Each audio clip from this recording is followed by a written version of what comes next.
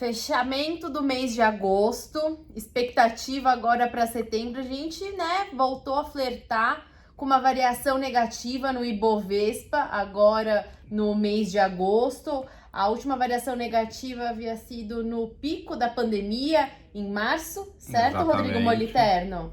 Exatamente, um mesinho que começou bonito por conta dos resultados positivos que vinham saindo do segundo trimestre, acabou sendo manchado por esse nosso cenário político fiscal que temos aí, né, cara? Exatamente, o desafio, né? Na verdade, no mês de julho, se eu não estou enganada, os investidores ficaram otimistas porque a Bolsa voltou a romper os 100 mil pontos e agora a gente está terminando o mês de agosto com a Bolsa ali um pouco abaixo dos 100 mil pontos, nos 99 mil e poucos pontos, né? E é por conta do cenário fiscal. Nós tivemos agora, no último dia de agosto, dia 31 de agosto, a divulgação do orçamento para 2021. Os investidores estavam ansiosos por isso na última semana de agosto, por conta das sinalizações que o governo poderia dar de como que vai encaixar o Renda Brasil, que é aquele programa que a gente vem comentando semanalmente,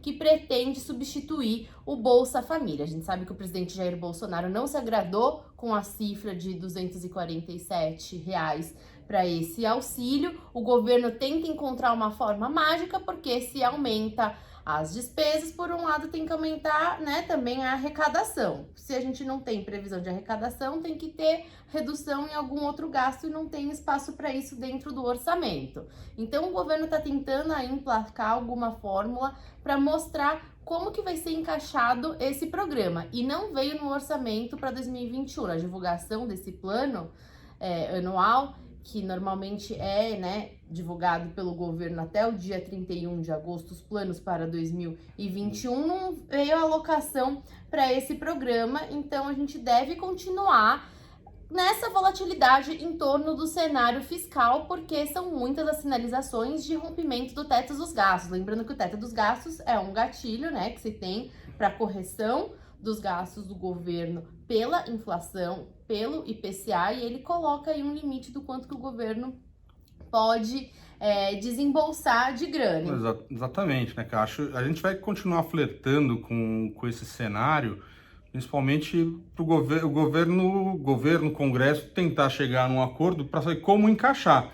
Você bem falou, o governo tem a limitação dos gastos dele. Aonde encaixar? Dado que o orçamento, praticamente 95% já é comprometido. Exato. E como encaixar? Então, ele traz uma solução, esse que é o ponto. Exatamente, ele traz uma solução, só que não é uma solução que os políticos gostam, querer, vão querer. É uma solução, obviamente, do lado econômico, uma solução racional. Através de uma PEC, vamos lembrar aqui, existe uma série de propostas de emenda à Constituição Constitucional, PECs, que trazem algumas soluções em relação a essa questão do orçamento, que tem esse problema de ser muito rígido, né? Então, como o Rodrigo Moliterno comentou, os gastos obrigatórios são 95% e tem algumas propostas de desindexar, desvincular, desobrigar parte do orçamento para dar um pouco mais de flexibilidade, porque a gente tem aí os gastos com saúde, com segurança,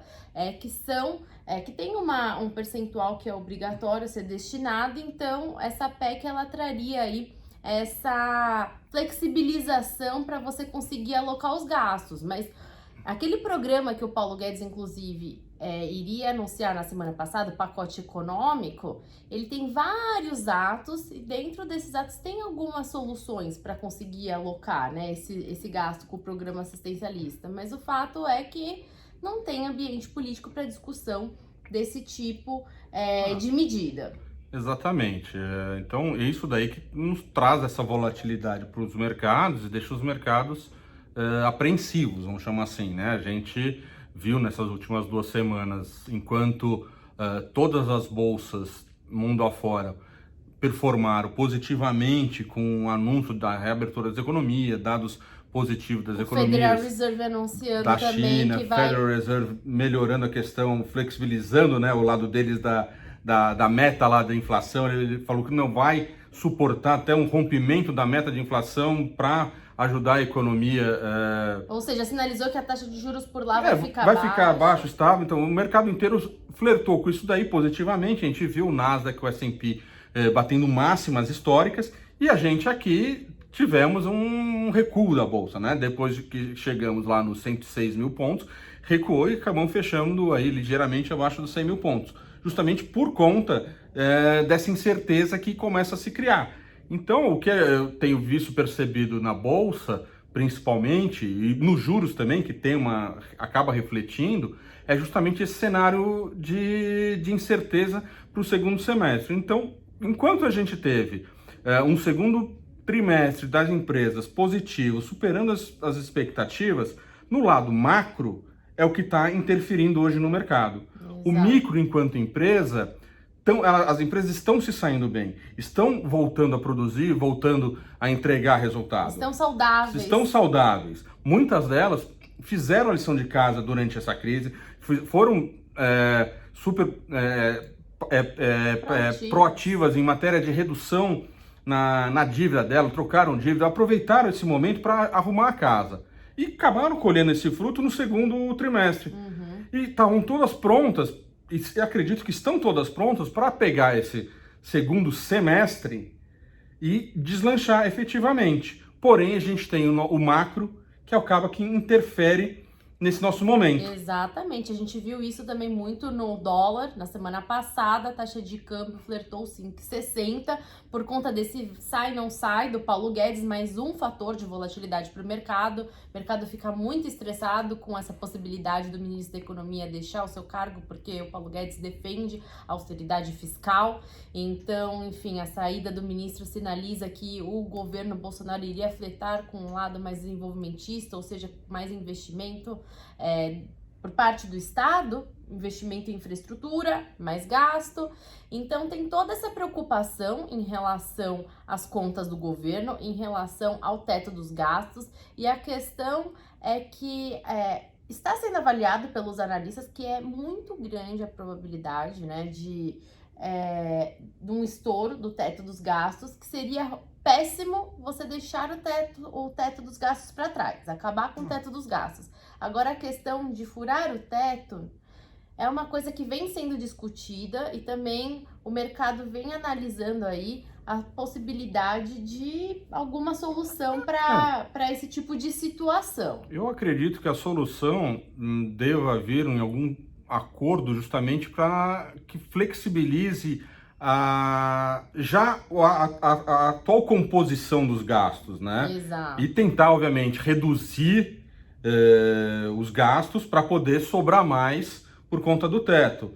Então, acredito que venha mais ou menos por aí. Dadas as últimas entrevistas que a gente viu, tanto do presidente do Senado, da Câmara, do próprio presidente Jair Bolsonaro, esse comprometimento pela manutenção do teto dos gastos, que eles sabem que isso realmente é uma coisa muito importante, uma coisa que o Brasil conquistou lá atrás, e é o que acaba nos dando credibilidade. Exatamente. Então eles vão fazer de tudo para tentar manter ao máximo isso daí. Exato. Principalmente em relação ao investidor estrangeiro, a gente vem acompanhando um refluxo do investidor, ainda mais no mercado, né, de renda variável.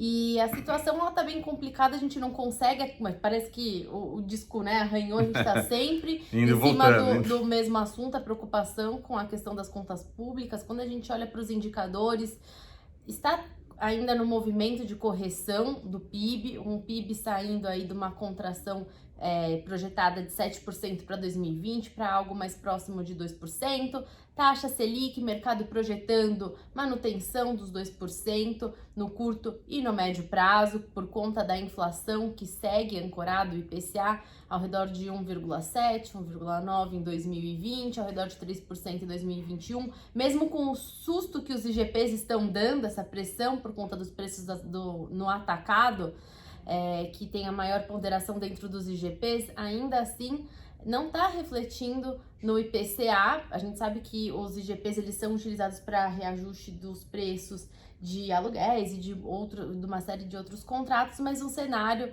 de arrefecimento da atividade econômica, de contração da atividade econômica, esses repasses acabam sendo mais suaves e não batendo tanto na inflação. Então a gente tem esses indicadores em relação à taxa de câmbio. É muito difícil a gente ver uma recuperação aí do real por conta dessa percepção de risco que esse assunto em relação às contas públicas traz. Então a gente deve continuar vendo uma taxa de câmbio pressionada. E o que a gente pode esperar para a Bolsa agora para o mês de setembro, Rodrigo Moliterno? Então vamos lá, para a Bolsa, só repassando aqui um pouquinho. Então a Bolsa fecha agosto aí com uma queda na ordem de 3,44.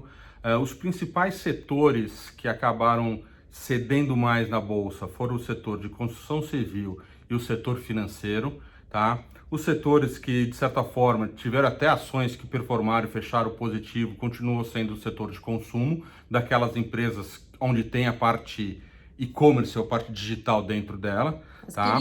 As queridinhas dos investidores. Que deve continuar sendo isso, tá? Então, eu vejo aí pro mês de setembro, obviamente, a gente vai estar muito atento ao desfecho dessas negociações, ao desfecho dessa questão do teto, do orçamento. Aspectos também externos, a gente não pode esquecer que a gente tem ainda também a eleição presidencial nos Estados Unidos, 3 de novembro. Donald Trump deve continuar batendo na China e a China devolvendo, né, na mesma moeda.